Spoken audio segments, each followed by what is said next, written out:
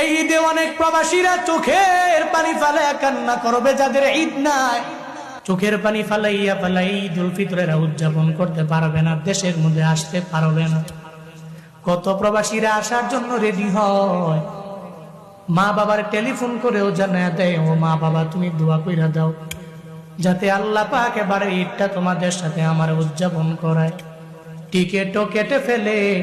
ঢাকার ইন্টারন্যাশনাল বিমানবন্দরের মধ্যে আসার পরে মায়ের নাম্বার টেলিফোন দেয়, তোমার সন্তান চলে আসছে সারপ্রাইজ দেওয়ার জন্য, তোমার সাথে মোলাকাত হয়ে যাবে। মার মনটা বড় খুশি, 4 বছর 5 বছর ধরে দেখি না, অনেক বছর পরে আমি তারে দেখতে পাইলে আমার মনটা ভালো হয়ে যাবে। মনে রাখবেন, মার কাছে সন্তান এত পরিমাণে দামি, ওই সন্তানের দরবারে মায়ের টাকা চায় না, বাড়ি চায় না, গাড়ি চায় না। এই যে 2টা বছর 2.5 বছর 3 বছর আপনারে দুগ্ধ পান করাইলো যেই মায়, জীবনে তো কোনোদিন আপনারে বলেন নাই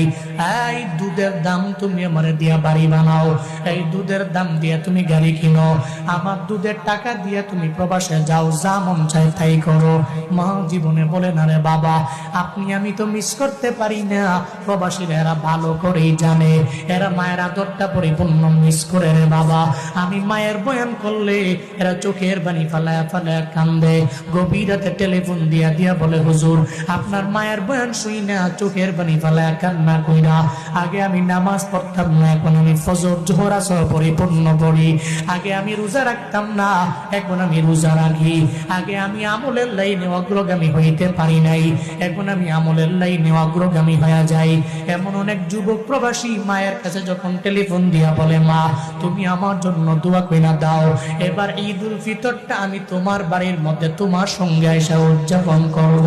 কিন্তু কপালে তো খারাপ, প্রতিমধ্যে আসার পরে যুবক প্রবাসী যখন মরণ বরণ হয়ে গেল,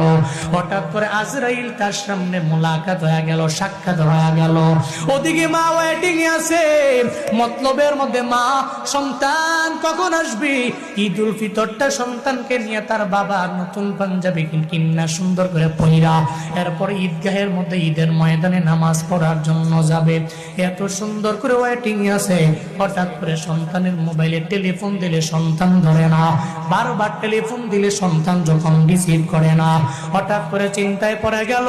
এতক্ষণ সময় তো আমার সন্তান বাড়ির মধ্যে আসতে লাগে না। মনে রাখবেন, দুনিয়ার কেউ জানে না,